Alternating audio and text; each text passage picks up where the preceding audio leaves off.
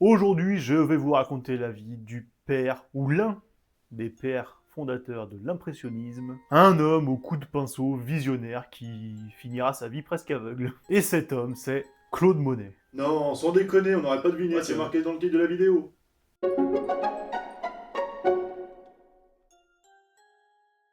Monet est né à Paris le 14 novembre 1840. Son nom complet est Oscar Claude Monet. Alors il est né à Paris, mais c'est pas la capitale qui va le façonner, c'est plutôt la mer. Quand il a tout juste 5 ans, sa famille quitte Paris pour aller s'installer au Havre, en Normandie. Là-bas, il grandit entre les falaises, les ports et leurs bateaux, ainsi que la lumière changeante de l'Atlantique. Et à l'école, bon, le gamin, on peut pas dire que ce soit un élève des plus appliqués non plus. Mais dans les annales du collège, Ouais, c'est marrant. Il est dianal. Ça te fait rire?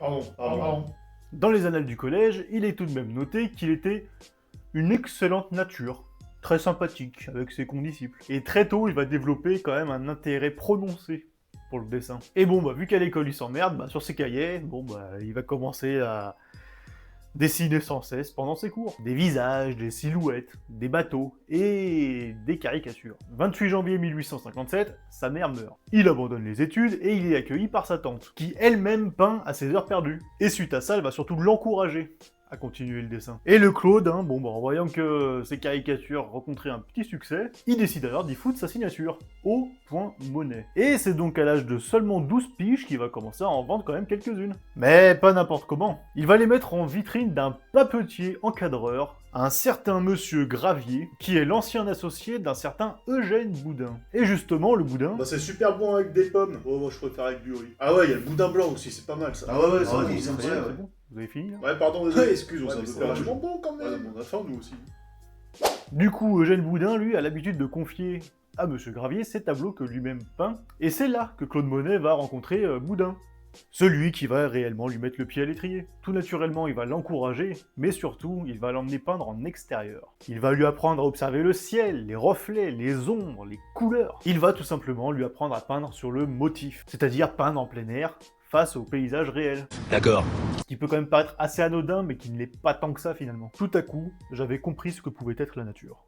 Si je suis devenu peintre, c'est à Eugène Boudin que je le dois. À l'été 1858, il peint ses premiers paysages, et en présentera 2 à l'exposition municipale de la ville du Havre, qui se déroule de août à septembre de la même année. Elles sont le résultat direct de son apprentissage auprès de Boudin, et sont toutes les 2 acceptées à l'exposition, et toutes les 2 recevront un bon petit succès quand même. Et en voyant son poulain avoir son petit succès, Boudin conseille à Monet de partir pour Paris, prendre des cours et rencontrer d'autres artistes. C'est donc en 1859 que Claude Monet pose ses valises dans la capitale, à l'hôtel du Nouveau Monde, place du Havre, à Paris. Bon alors il est pas non plus comme ça lâché tout seul dans Paris livré à lui-même. Il y a la tantine qui lui envoie un peu d'argent régulièrement, et qui gère aussi ses petites économies qu'il a pu se faire en vendant ses petites caricatures, et sera ensuite logé chez un ami à elle. Le Claude lui finit par rentrer à l'Académie suisse et va commencer à faire la connaissance d'un de ses grands poteaux, Camille Pissarro. Mais bon, le Claude, on voit bien qu'il est peut-être là pour étudier, mais pas que. Et il va passer la plupart de son temps dans les bars, les cafés, et en particulier, la brasserie des Martyrs.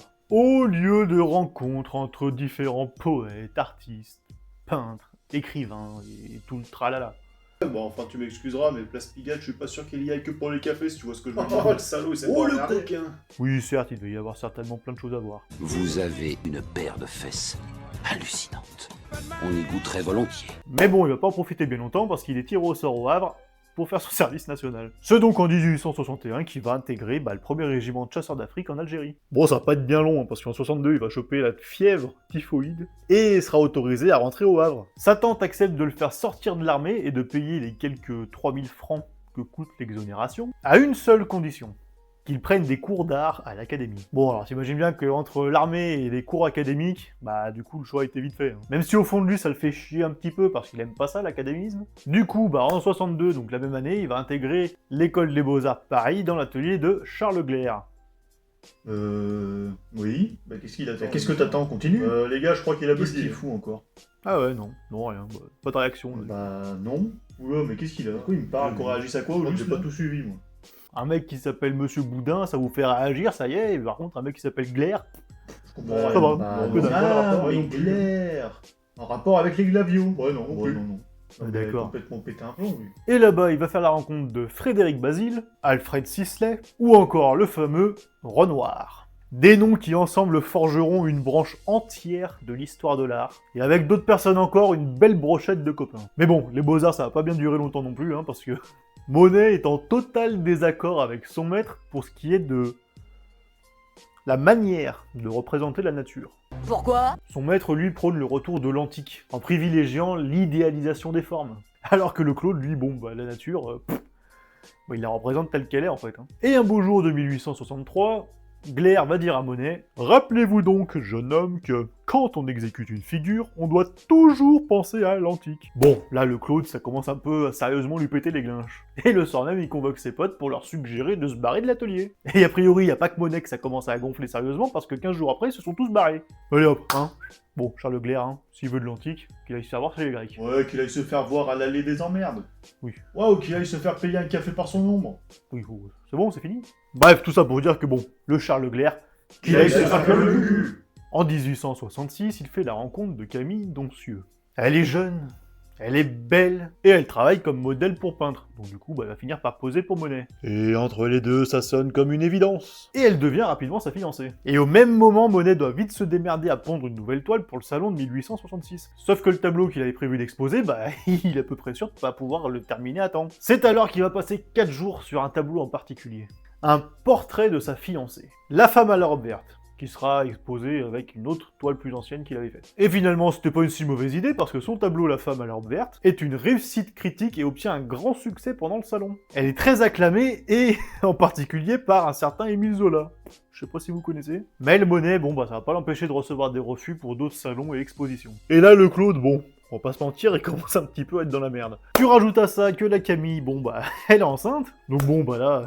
Ils n'ont pas trop le choix, hein. Ciao Paris, et on retourne se rapprocher de la famille en Normandie. Et c'est aussi une période pour Monet où il va souvent se faire prêter de l'argent par des amis à lui. Sauf que ça suffit pas toujours, et des fois il finit par se faire saisir carrément ses tableaux pour payer ses dettes. Bon, après faut savoir aussi que le Claude, il était pas forcément spécialement très regardant sur les dépenses non plus. Il attendait même le bout du bout pour payer ses créanciers. Genre peut-être qu'avec un peu de chance, ils vont l'oublier. Mais bon, spoiler, ça marche pas trop. Et ça arrive quand même relativement fréquemment. Au point où il en est au stade d'essayer de se foutre en l'air en se jetant à la flotte. Ce qui a priori, tu te doutes bien, n'a pas trop fonctionné, hein. Parce que d'une part, il en est sorti indemne, et que d'autre part, en plus de ça, c'était un excellent nageur. Bon, l'avantage, après avoir touché le fond, c'est que, il peut que remonter. Et a priori, l'été qui va suivre va s'annoncer quand même relativement plus sympathique pour le Claude. Et l'été qui suit, il va faire la rencontre d'un riche amateur d'art du Havre, qui va lui commander plusieurs tableaux. À la fin de cette même année, Claude, Camille et leur gosse vivent à Fécamp. Pas spécialement par plaisir, on va pas se mentir, mais c'est surtout qu'on est en 1868. Ils ont un gosse, mais ils sont pas mariés. Et ça, dans la famille, ça passe pas trop. Et du coup, elle refuse d'héberger la Camille et son gosse. Bon, les 2 prochaines années, c'est pas terrible non plus. Mais il va enfin finir par se marier avec la Camille. Ah, pas un rond, mais riche en amour. Et de sacrés goletons avec les copains aussi. On arrive en 1870, et je t'invite à t'abonner à cette chaîne. Ah bah oui, très subtil ça. Merci. 1870, la guerre franco-prussienne éclate. Et Monet, lui, refuse le combat, donc il va se barrer avec sa famille à Londres. Là-bas, il découvre les paysages brumeux de la Tamise et la lumière grisâtre londonienne. Là-bas, il va aussi retrouver son pote Pissarro. Il découvre aussi les tableaux de Turner qui vont le fasciner. Mais il fait surtout la connaissance de Paul Durand-Ruel, un marchand d'art. Entre-temps, son père meurt en 1871, mais le Monet, il va pas faire l'aller-retour en France pour l'enterrement. Parce qu'il craint un petit peu l'accueil qui sera fait à ceux qui, comme lui, se sont soustraits à leur obligation patriotique. Toujours en 71, donc, du coup, il va quitter Londres, mais partir en direction des Pays-Bas pendant quelques mois. Et finalement finira par rentrer en France en octobre de la même année. En décembre 71, Monet et sa petite famille vont s'installer à Argenteuil. Et là, il va pouvoir souffler un peu. L'héritage du père et la dot de sa femme vont quand même pas mal aider la petite famille. Et en plus de ça, Durand-Ruel, le marchand d'art, lui achète 29 tableaux au cours de l'année 72. Nous arrivons maintenant le 15 avril 1874. Monet et ses copains organisent une expo indépendante pour bouder un petit peu les salons. Parmi les tableaux exposés, il y en a un petit de Monet, Impression soleil levant. Bon, l'exposition n'est pas une franche réussite, hein, ils vont attirer quelques 3500 personnes, et tu rajoutes à ça les journalistes et les critiques d'art qui sont relativement hostiles au bordel. Comme un certain Louis Leroy, qui écrira dans son article en parlant du tableau de Monet « Impression, je savais bien que j'en étais sûr, que représentent ces toiles ? De simples impressions, et paf, ça y est, le terme est lâché. » Et c'est ainsi que Monet baptise l'impressionnisme. Ça y est, le mouvement il est né, il est lancé, et Monet en devient le symbole. Allez, encore un qui a perdu l'occasion de fermer sa gueule. Mais c'est pas pour autant que ça va faire vendre plus de toiles. Hein. Non, c'est toujours la merde. Hein. Au point où la petite famille va être hébergée au château de Rothenburg sous l'invitation d'un ami à Claude, Ernest Hochedet, qui vit ici avec ses 5 gamins et sa femme Alice qui... C'est elle qui a hérité de son père le château quand le paternel il a canné quoi. Bref, le temps qu'il habite là-bas, le Claude il se voit commander des grandes toiles pour décorer certaines pièces du château, dont le grand salon principal, qui seront jamais installés parce que le Ernest, il va faire faillite pour avoir spéculé sur le marché de l'art. C'est donc en août 1878 que les Monet et les Hochedet s'installent tous ensemble dans une joyeuse et géante colocation dans une maison de Vauteuil. Ah oui, entre-temps, Camille, la femme de Claude, a eu un deuxième enfant. Sauf que sa femme ne se remettra jamais de l'accouchement, et sera constamment affaiblie et épuisée. Et ce jusqu'en septembre 1878, où elle finira par mourir à seulement 32 ans. Monet est anéanti, et on observe chez lui 2 ruptures. L'une d'ordre esthétique au niveau de la peinture, et la deuxième c'est avec d'autres peintres impressionnistes qui eux n'acceptent pas la première.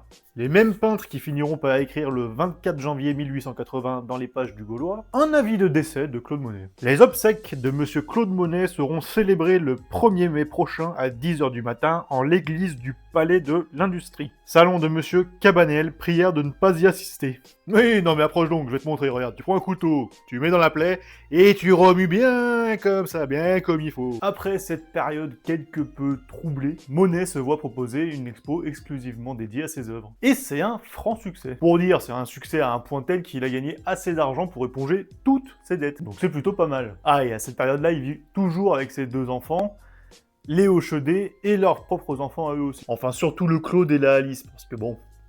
Le Ernest, lui, on le voit pas souvent à la baraque. Et ça, ça donne une situation plutôt cocasse pour l'époque. Et on arrive en 1881, où du coup, le Monet et la Alice et les 8 gosses finissent par emménager tous ensemble à Poissy. Et ça fait un petit peu scandale comme concubinage. Au mois de janvier 1883, Monet retourne à Étretat, sur la côte normande, pour peindre les paysages dramatiques qu'il connaît si bien. Et à cette époque-là, il craint de perdre Alice, dont le mari parle soudainement de la reprendre. Et le mois suivant, Monet et Alice se retrouvent à Poissy. Et à ce moment-là, il ne fait désormais plus aucun doute que Alice va rester à ses côtés. Désireux de se barrer de Poissy, là où il ne s'est jamais vraiment très plu, Claude Monet cherche un lieu où lui et toute sa petite famille, du coup, pourront s'installer définitivement. Ses recherches le mènent à Giverny, près de Vermont en Normandie. Dans ce petit village, il trouve une maison de paysan, dit le pressoir, bordée par un jardin ainsi qu'un verger, le Clos Normand. L'ensemble s'étend sur près d'1 hectare et le propriétaire accepte de leur louer. Et c'est ici, à Giverny,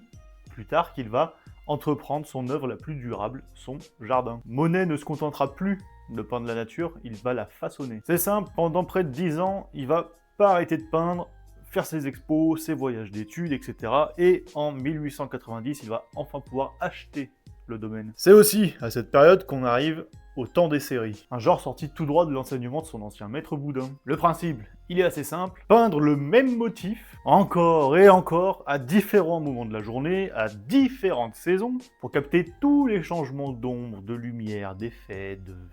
tout. Oui, il faut quand même avoir une certaine motivation, oui. Les meules, par exemple. Meule milieu du jour, meule soleil couchant, ou encore meule effet de neige temps couvert. Enfin, bref, il y en a eu 15 des comme ça. Pendant ce temps-là aussi, le mari d'Alice, lui, il finit par décéder. Du coup, tous ses enfants, à elle, ont demandé à Claude Monet, s'ils pouvaient payer une concession au cimetière de Giverny à leur père. Bon, ce qu'il a refusé en leur disant de bien aller se faire... Non, en vrai, il a accepté, attends, il est bon seigneur, le Claude. Bref, je reviens aux séries, parce que bon, le Claude, il s'est pas arrêté aux meules. Les Peupliers, par exemple, 23 tableaux. Maurice Jouan, lui, par exemple, va acheter pour la galerie Bousseau et Valadon plusieurs toiles. Durand Ruel, lui, va carrément en acheter 7 et va créer une exposition entièrement consacrée à cette série. Donc ça marche quand même plutôt pas trop mal, son truc à Monet, hein. Et ça, il l'a bien compris. Donc il va se balader, il va essayer de chercher un autre truc à peindre, et jette son dévolu sur la cathédrale de Rouen. Et là, rebelote, 28 tableaux tableaux. Ça fait beaucoup là, non? Et pour la série des cathédrales, c'est Durand-Ruel qui obtient l'exclusivité pour les exposer, au prix non négligeable de 12 000 francs pour chacune des toiles, soit 336 000 francs, soit 1,44 million d'euros actuels avec inflation. Combien? Ce qui est quand même pas mal. Pour Monet, le succès est de nouveau au rendez-vous. Parmi les nombreuses critiques, celle de Georges Clemenceau, titrée La révolution des cathédrales. Elle se distingue particulièrement par la pertinence et la justesse de son analyse. Et deviendra un très bon ami de Claude Monet aussi. Du coup, le Claude, bah, il a de la thune, hein, donc bon, dans les mêmes années, il va acheter un bout de terrain marécageux qu'il y a là, en face de chez lui. Et c'est là qu'il va faire creuser son étang au nymphéa. Et c'est aussi à cette période qu'il commence à s'intéresser de plus en plus au jardinage. Les années 1896 et 97 vont être beaucoup plus simples et beaucoup plus calmes pour Claude. Il peut se consacrer davantage à ses jardins, d'une part en poursuivant leur aménagement, et d'autre part il va commencer à les utiliser comme motifs pour ses toiles. Et ça jusqu'à la fin de sa vie. Automne 1899, il effectue, accompagné de sa femme, le premier d'une série de 3 voyages à Londres pour aller voir son fils Michel qui s'y est installé depuis quelques mois. Lors de ces 3 séjours qui s'étalent sur 3 ans, il peint une série consacrée au Parlement de Londres et dont le thème récurrent est le brouillard sur la Tamise. La série Vue de la Tamise à Londres est exposée en mai et juin 1904 et sera le plus grand triomphe de la carrière de Monet jusqu'alors. Entre-temps, en 1900, les impressionnistes sont exposés à l'Exposition universelle de Paris, donc ça y est, là ils sont officiellement connus et reconnus, et leurs toiles, dont 2 de Claude Monet, sont placées dans le Grand Palais, dans le cadre de l'exposition centennale. Ce qui est quand même pas rien. Au long de cette décennie, bon bah... Monet enchaîne les créations, ses expositions sont toutes des succès, il peint des centaines de toiles et... toujours aussi à faire de beaux gueuletons avec les copains. Dis-toi qu'il avait plein de recettes comme ça qu'il notait, tu sais, et ça a été retrouvé et publié dans un bouquin de cuisine. Ah non, mais le Claude, ça a toujours été un bon vivant. Et il y a plein de petites histoires à raconter avec lui et ses potes, mais bon... ça, ce sera pour une prochaine vidéo. Grâce à son immense jardin et son étang, bah, il peut faire des séries de tableaux depuis chez lui. Comme par exemple l'exposition nommée Les Nymphéas, série de paysages d'eau, le 6 mai 1909. Comprenant 48 toiles datées de 1903 à 1908. Automne 1908, justement, Monet et sa femme vont séjourner à Venise, au milieu d'une élite passionnée d'art. Et en cette si bonne compagnie, bah, le Claude, il est souvent distrait, et éprouve les plus grandes difficultés à travailler. Bon, c'est pour pas dire que tout ce beau monde lui casse un peu les couilles. Hein. Durant ce mois de séjour, justement, bah, il a le temps que de faire quelques petites ébauches. Et par conséquent, cette fois-ci, il va effectuer un deuxième voyage tranquille, et là, par contre, il va en faire pas mal des tableaux. Malgré le succès, le début de l'année 1909 est compliqué. Alice est tombée malade en rentrant de Venise, et passe tout le mois de janvier clouée au plumard. Et malheureusement pour Monet, les mois passent, et son état ne s'arrange pas forcément. Et finira donc par succomber le 19 mai 1911. Monet traverse donc, évidemment, une nouvelle période de difficulté, hein. Ça fait 2 fois qu'il est veuf, et sa santé à lui devient elle aussi un petit peu plus fragile. Il consacre tout son temps libre aux toiles de Venise, entre humeurs massacrantes et quelques moments de joie avec ses enfants et ses amis. En 1912, on lui diagnostique une double cataracte, dont les premiers signes auraient déjà surgi pendant son séjour à Venise, en 1908. Et en 1914, pour Claude Monet, rebolote. Il a la douleur de perdre son deuxième fils, Jean, à la suite d'une longue maladie. Et pour Monet, c'est aussi à cette période-là qu'il vient une idée, celle de réaliser un ensemble de panneaux décoratifs sur le thème des nymphéas. Et Monet, donc, encouragé surtout par son ami Georges Clemenceau, retrouve l'envie de travailler à fond malgré le deuil et surtout en pleine guerre mondiale. Et afin de parvenir à ses fins, le Claude il va faire construire pendant l'été 1915 un vaste atelier conçu spécialement pour accueillir ces immenses toiles. Et ce projet va l'occuper littéralement jusqu'à la fin de sa vie. Novembre 1918, il va offrir à Clemenceau 2 panneaux qu'il a signés le 11, jour de l'armistice et fin de la Première Guerre mondiale. Et pour lui, c'est selon lui la seule manière qu'il est de prendre part à la victoire. Monet a maintenant 80 ans. Il est connu, reconnu et respecté de tous. Et son 80e anniversaire va prendre des tournures de fête nationale. Genre même le président du Conseil des ministres de l'époque voulait l'honorer de sa présence. Et Monet, lui, a gentiment fait comprendre qu'il aille se faire comme le cul. Mais à cette période-là, on peut voir aussi que la vue de Claude Monet se dégrade encore et encore. Et même si Clemenceau et ses proches lui demandent de se faire opérer des yeux, Monet lui refuse. Pourtant, on voit bien que les yeux ils partent en cacahuète au fil des tableaux. Et la situation se dégrade encore et encore jusqu'à ce qu'il ne puisse quasiment même plus peindre. Et décide finalement de se faire opérer d'un œil. Ça fonctionne pas trop mal, il y voit à peu près plus net, mais bon, sa vision des couleurs reste quand même vachement altérée. Bien sûr, on lui suggère de se faire opérer du deuxième œil, dans la foulée, tant qu'à faire. Ça pourrait être franchement intéressant. Mais non, là pour le coup, par contre, c'est mort. Il veut pas. Ah, laissez-moi tranquille avec vos conneries, hein, c'est bon. En plus, votre chirurgien, là, il s'appelle Couteau-là. Bon, super, enfin, l'autre, il va me triturer un œil, mais il s'appelle Couteau. Bah non, c'est bon. Ça va pas la tête. Et il passera donc la fin de sa vie à peindre 19 panneaux, desquels il avait fait don par avance en 1922. Et Claude Monet fatigue de plus en plus du haut de ses 86 ans. Il s'épuise peu à peu, il y voit que dalle, et mourra d'un cancer des poumons le 5 décembre 1928 à 86 ans. Et pendant les funérailles, il y a Clémenceau qui va nous faire une petite sortie de route. Il va retirer le drap noir du cercueil en criant non, pas de noir pour Monet. Le noir, ce n'est pas une couleur. Et remplacera le drap par une gerbe de fleurs de toutes les couleurs. Parce que toute sa vie, Claude Monet aura refusé l'ombre. Toute son existence, il aura cherché la lumière. Dans la pluie, la brume, la surface de l'eau, ou encore toutes ces périodes de deuil. Son héritage est immense. Ses jardins font partie des lieux les plus visités du pays et ses toiles comptent parmi les plus célèbres du monde. Mais surtout, Claude Monet nous a appris une chose essentielle. Que la cataracte, c'est vraiment de la merde. Voilà, c'est la fin de la vidéo sur ce monument français qu'est Claude Monet. Pas mal, non? C'est français.